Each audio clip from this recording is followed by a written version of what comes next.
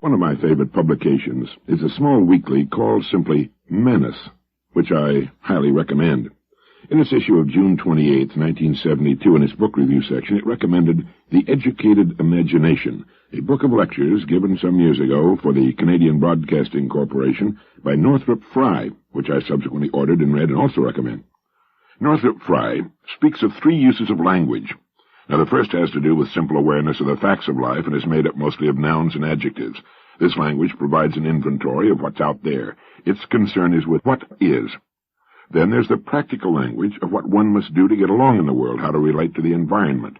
And in its most developed form, this is the language of science. Finally, there's the language of what might be, the language of what we're able to imagine could be. Now, all forms of language use the power of imagination, but only the third includes the major works of the imagination. In its other uses, imagination is more of a practical tool, not the designing architect of the creative intelligence.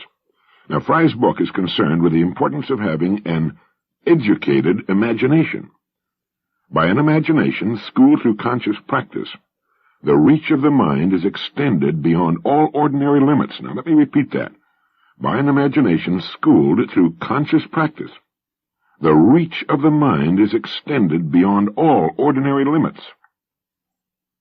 Matthew Arnold, Frye recalls, distinguished between the environment and what he termed culture. The environment is what is, call it the status quo, or from another viewpoint, the establishment. But culture is made up of the vision of men, the best that has been thought and said. An environment without a horizon of culture would soon be fatal to human beings, for while we have obvious need to know how to relate to what is, never to imagine going beyond it would dehumanize us. Of the day-to-day level of what is, Frye says, on this level we use words to say the right thing at the right time, to keep the social machinery running, faces saved, self-respect preserved, and social situations intact. It's not the noblest thing that words can do, but it's essential, and it creates and diffuses a social mythology, which is a structure of words developed by the imagination. For we find that to use words properly, even in this way, we have to use our imaginations, otherwise they become mechanical cliches and get further and further removed from any kind of reality. There's something in all of us, and I think this is important. There's something in all of us that wants to drift toward a mob, where we can all say the same thing without having to think about it, because everybody is all alike except people that we hate or persecute. Every time we use words, we're either fighting against this tendency or giving in to it. Now, when we fight against it, we're taking the side of genuine and permanent civilization. The power of the imagination is the means by which resistance to this retrograde tendency is strengthened. If the imagination is not made to flow into disciplined channels, avenues defined by vision, then its uses are degraded to unworthy, even if apparently spectacular purposes. As Frye puts it, the civilization we live in at present is a gigantic technological structure, a skyscraper almost high enough to reach the moon. It looks like a single worldwide effort, but it's really a deadlock of rivalries. It looks very impressive, except that it has no genuine human dignity. For all of its wonderful machinery, we know it's really a crazy ramshackle building and at any time may crash around our ears. Now, what the myth tells us is that the Tower of Babel is a work of the human imagination, that its main elements are words, and that what will make it collapse is a confusion of tongues. All had originally one language, the myth says. That language is not English or Russian or Chinese or any common ancestor, if there was one. It's the language of human nature, the language that makes both Shakespeare and Pushkin authentic poets, that gives a social vision to both Lincoln and Gandhi. It never speaks unless we take the time to listen in leisure, and it speaks only in a voice too quiet for panic to hear. And then, all it has to tell us when we look over the edge of our leaning tower is that we're not getting any nearer heaven, and that it's time to return to earth. Let's pick out the main points of that tremendously important and original theme. First, there are three languages. The first has to do with simple awareness of the facts of life and is made up mostly of nouns and adjectives. This language provides an inventory of what is out there. Its concern is with what is. Then secondly, there's the language, the practical language of what one must do to get along in the world, how to relate to the environment. And in its most developed form, this is the language of science. It's the language of our work. And on this level, we use words to say the right thing at the right time, to keep the social machinery running, faces saved, self-respect preserved, and social situations intact. It's not the noblest thing that words can do, but it's essential, Hello there, good morning, how you feeling? Great, me too. Rotten weather, isn't it? Right. Well, there's something in us all that wants to drift toward a mob, where we can all say the same thing without having to think about it, because everybody is all alike, except people that we can hate or persecute, and every time we use words, we're either fighting against this tendency or giving into it. And when we fight against it, we're taking the side of genuine and permanent civilization. I have a saying framed in my office that reads, "Never, for the sake of peace and quiet, deny your own experience or convictions." It was written by Dag Hammarskjöld, late Secretary General of the United Nations. The easy thing is to go along with the gang, laugh at their jokes, and agree with their prejudices, just be a good old boy or girl, one of the gang. It's the easiest way on earth to never amount to much, and kid yourself into believing that at least you're doing as well as the other fellows. People who have never taken the hard road to self-discovery, lacking an identity of their own, find comfort in losing themselves within the larger identity of the group. This is the person who says, in effect, "I don't know who I am or where I'm going, but at least I'm a member of good old such-and-such organization. Yes, sir." As Manus puts it, the power of the imagination is the means by which resistance to this retrograde tendency is strengthened. If the imagination is not made to flow into disciplined channels, avenues defined by vision, then its uses are degraded to unworthy, even its apparently spectacular purposes. For the third language is the language of what might be, the language of what we're able to imagine could be. It's the language of hope. It's the language with which we formulate worthy goals and ideals. It's the designing architect of the creative intelligence. It's the universal language which speaks to all of us during those moments when we reach unusual peaks of human aspiration and genius. As Fry puts it, that language is not English or Russian or Chinese or any common ancestor if there was one. It's the language of human nature, the language that makes both Shakespeare and Pushkin authentic poets, that gives a social vision to both Lincoln and Gandhi. It never speaks unless we take the time to listen in leisure. And it speaks only in a voice too quiet for panic to hear. And then, all it has to tell us, when we look over the edge of our leaning tower, is that we're not getting any nearer heaven, and that it's time to return to earth. Time to return to earth. Now, I'll buy that, and I think you will too. It's time to tear away the phony tinsel and chrome and junk and cheap plastic from our lives and find the big, moving, pulsing life that has been so sicklied o'er, hidden away in the hold while most of so-called civilized humanity has been on a silly pleasure cruise to nowhere. Yes, I think it's time we return to Earth. As far as the man-created problems, the same technology that created them can overcome and do away with them, when it's finally coordinated on a worldwide basis. It should start in America because Americans are the world's champion polluters. And it has started here, with remarkable results. Do you know I found more eye-burning and irritating smog in the city of Johannesburg, South Africa, than I've ever experienced in Los Angeles? And it's the same in Tokyo, London, Paris, and Rome. The west coast of Italy is a cesspool, and no more birds can be found near the harbor at Genoa, and they've been living on that coast for thousands of years. We're the world champion polluters of the air and water because of our highly developed and sophisticated technology. But I have no doubt whatever that the same technology will make the North American continent the cleanest on Earth within 50 years. We are returning to Earth. We're realizing that just as the mind and body are inseparable and interacting agencies, so are the Earth and man. And the industries that clean up America can also clean up the world and give us new and serendipitous industries as great as any we have known in the past that could help the balance of payments. But now, how about you and me and our families? Can we listen to that third language, the language that never speaks unless we take the time to listen in leisure, the voice that speaks too softly for panic to hear, and when we listen to it, all it has to tell us when we look over the edge of our leaning tower is that we're not getting any nearer heaven and that it's time to return to earth. I'm certain that Mr. Fry uses the word heaven here in its metaphorical sense, that we're not getting any nearer to the kind of world a creature with the brains and ingenuity of man should be able to create for himself. Someone said, man can swim faster and deeper than the fish, he can fly faster and higher than the birds, he can tunnel deeper and with more efficiency into the earth than can any burrowing creature. The only thing he hasn't learned how to do is walk on the earth like a man.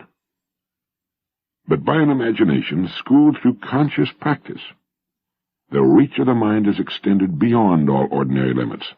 Now, this tells us that with practice, The reach of our imagination, the reach of our minds, can be extended beyond all ordinary limits. It's true. And as we've said before, imagination is everything. So let's return to Earth, through the exercise of an expanded imagination. What's important to you? What, and forget all about language number 2 here, the language that says the so-called right thing at the right time, faces saved, self-respect preserved, and social situations intact. What's the most important thing in the world to you, really? Not what the community expects from you, or your neighbors, or your family, but what's important to you. What has that quiet voice been saying to you when you've taken the time and leisure to listen to it? Hasn't it been something that you know down deep in the very fibers of your being is true for you? Then remember what Thoreau said. You have only to move in the direction of your dreams to meet with a success unexpected in common hours. Emerson told us to trust that voice within, to trust our own intelligence and that small, still voice that tries so hard to get us on the right track, and which we so often fight to maintain the status quo, the dreary lives of what Thoreau called quiet desperation. The chances are that what the voice is trying to tell you to do is also best for everyone concerned, the community, your family, everyone in the long run. So then, through the systematic exercise of our imaginations, let's return to Earth, our Earth, that place that is right for us, and that will bring us the joy and fulfillment we seek. Think. Relax. Become as serene as you can and listen to the voice that never speaks unless we listen in leisure. Gradually, through a little daily exercise with practice, the reach of our minds can be extended beyond all ordinary limits. We'll be able to see through the obvious to the truth beyond, the truth for us. Now let's go back to something I said earlier. For while we have an obvious need to know how to relate to what is, never to imagine going beyond it, would dehumanize us. Now, in my opinion, only an infinitesimal fraction of humanity uses the most amazing and perhaps least understood human faculty, the one which enables us to bring about, through the educated use of the imagination, a new and better life, the achievement of new, interesting, exciting goals. And it's when we learn to use this faculty, this seeming miracle of creation, that we become fully alive, fully human. Now it's here that the imagination is made to flow into disciplined channels, avenues defined by vision.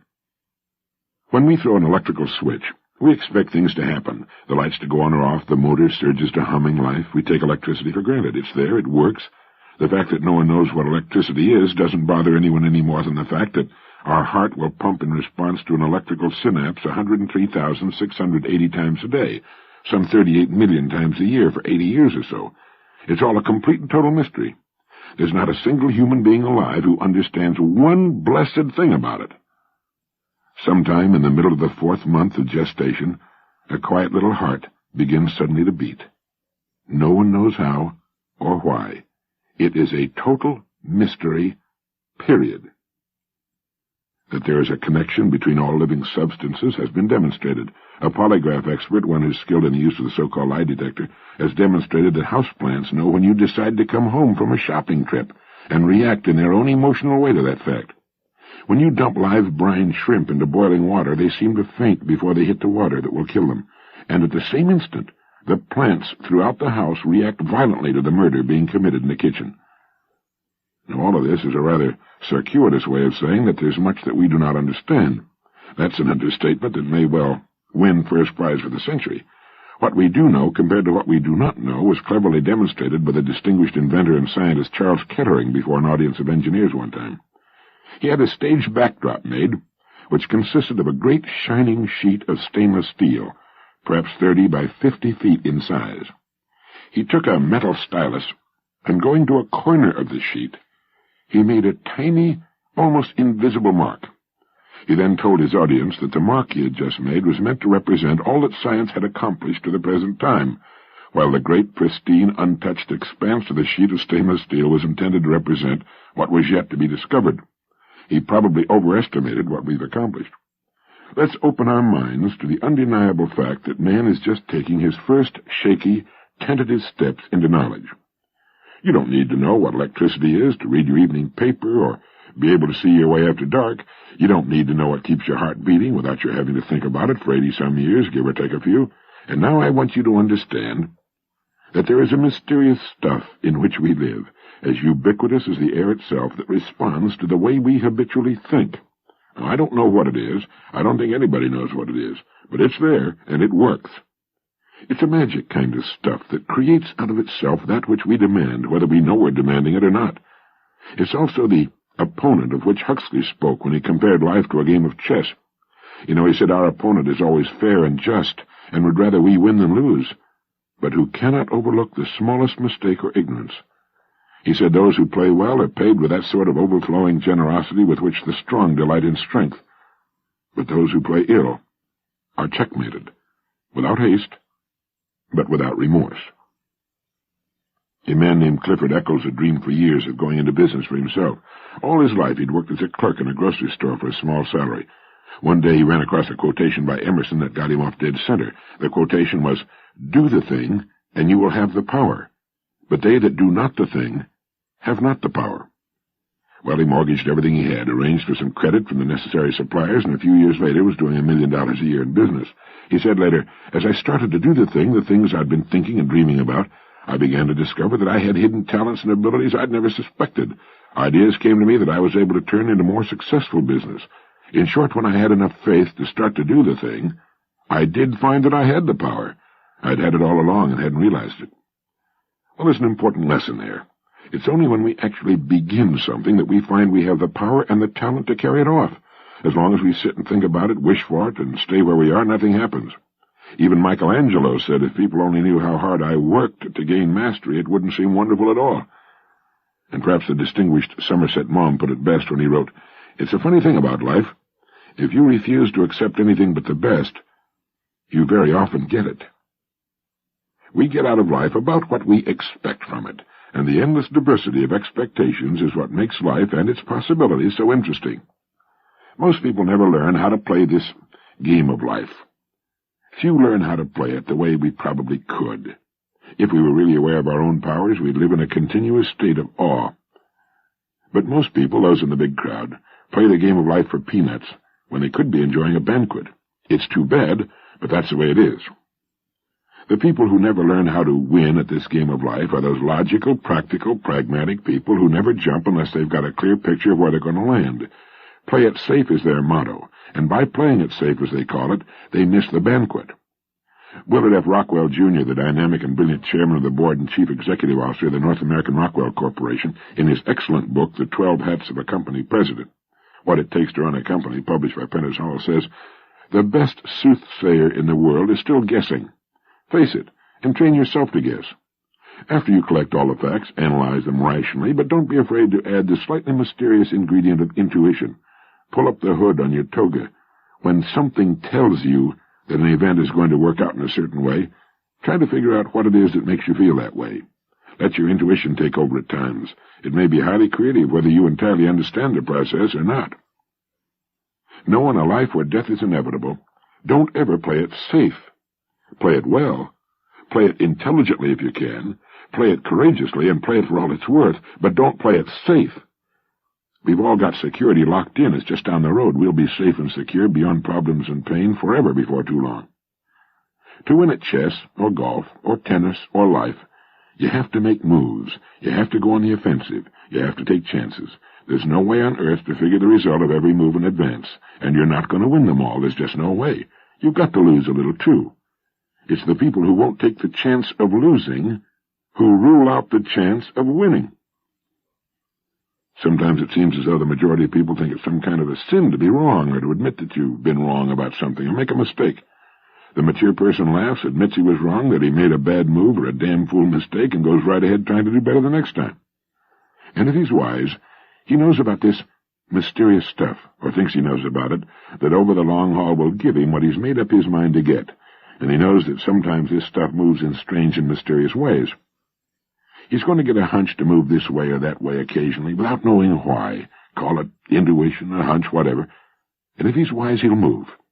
He does his best to collect what answers he can in front, but he knows he can't get them all. Life just doesn't reveal the back of the book. We must take our stand and then wait to be rewarded or knocked flat, whichever the case may be. For those who strive for the top, it's important to remember that It can be reached just as satisfactorily within a large organization as it can in a business of one's own, often even more so. The chances of a person building anything approaching the size of some of our larger corporations during his own lifetime, or pulling down the kind of income he can earn in a large organization, are not always very good. It's unlikely that Mr. Wilson could have built another General Motors on his own during his own working lifetime. Nor is it likely that he would have amassed the millions or earned $600,000 a year as an entrepreneur. He did it all as an employee of a large company. Moreover, with the resources that a large company can command, projects can be embarked upon and satisfactions derived that would be difficult or impossible in a smaller organization.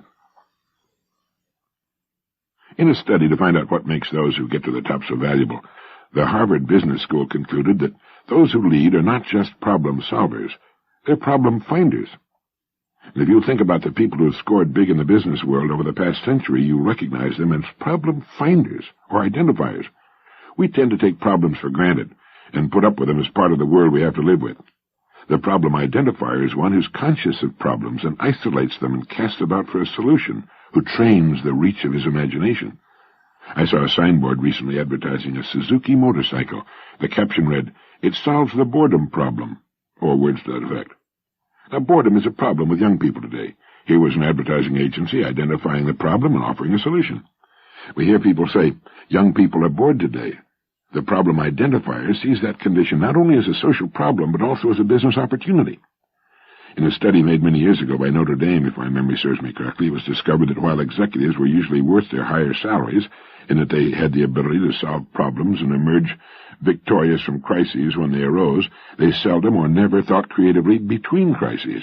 They were reactors to problems, and were typical of people in management generally.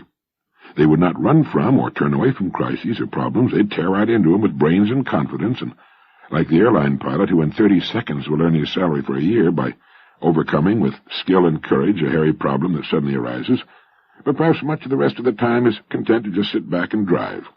They represent the backbone of the industries they represent, and we'd be out of business without them. But they seldom form the habit of isolating problems that need solving before they develop. Frequently, our worst enemies when it comes to doing some of the things we might find a great deal of growth and fun doing are our friends, relatives, even our parents.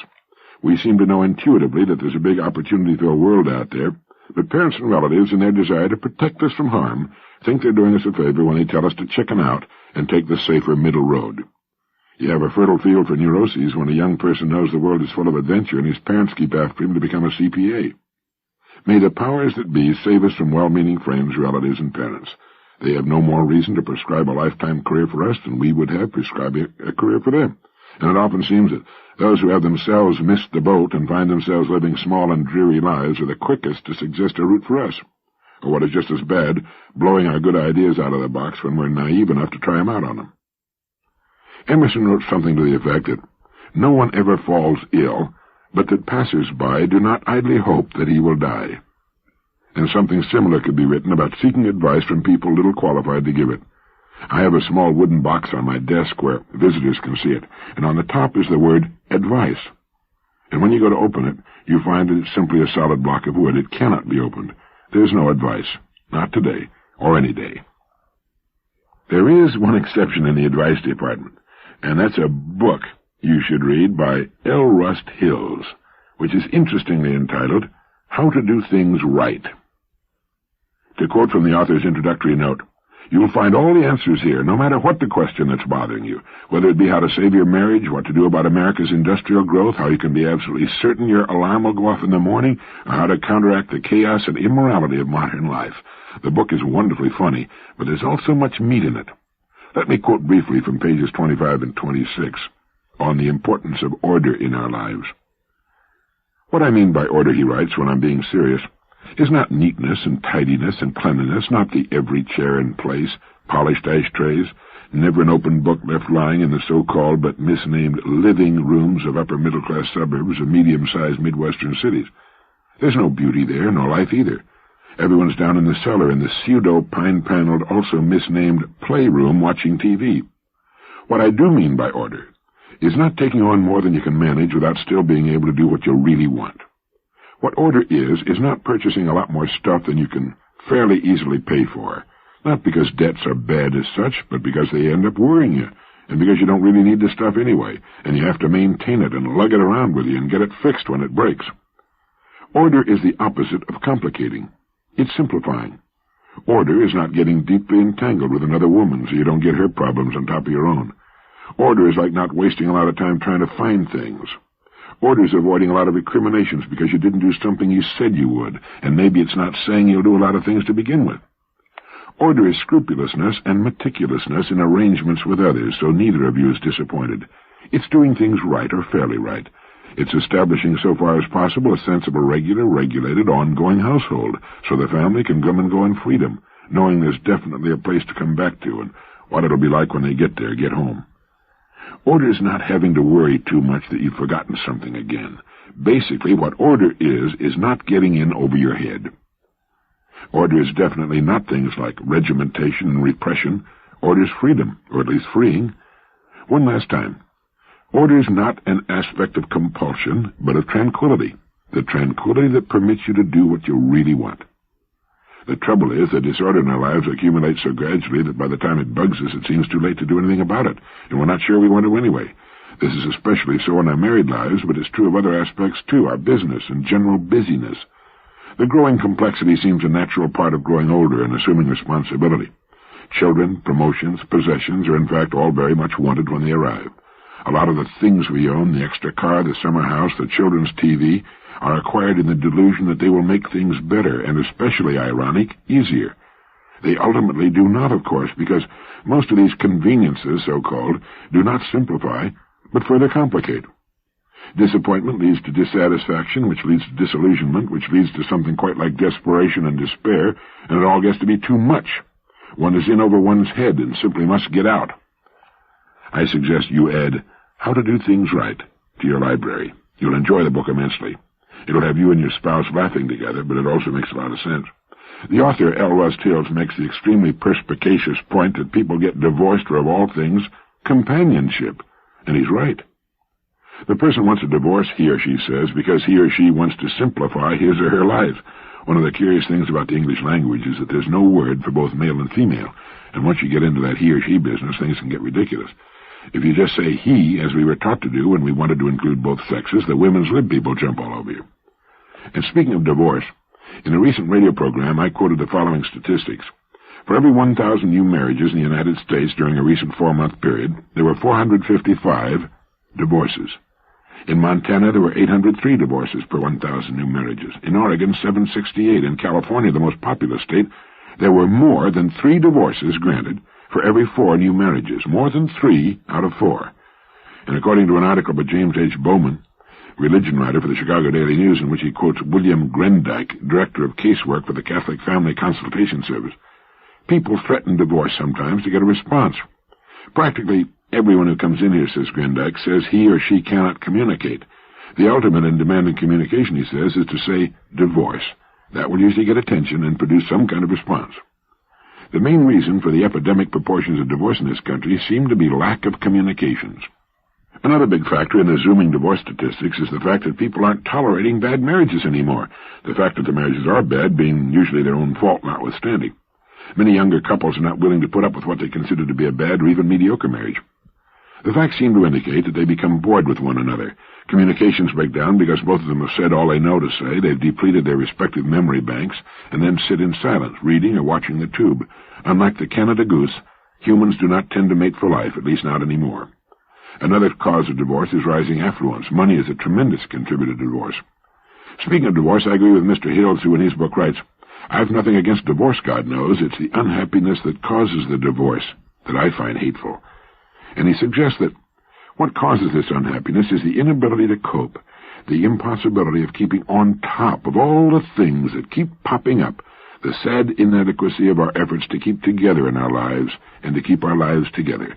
And what causes this inability to cope, this disorder, is the complexity of the way we attempt to live. Another good reason for the theme of this issue of Direct Line, which is to return to Earth to further simplify our lives,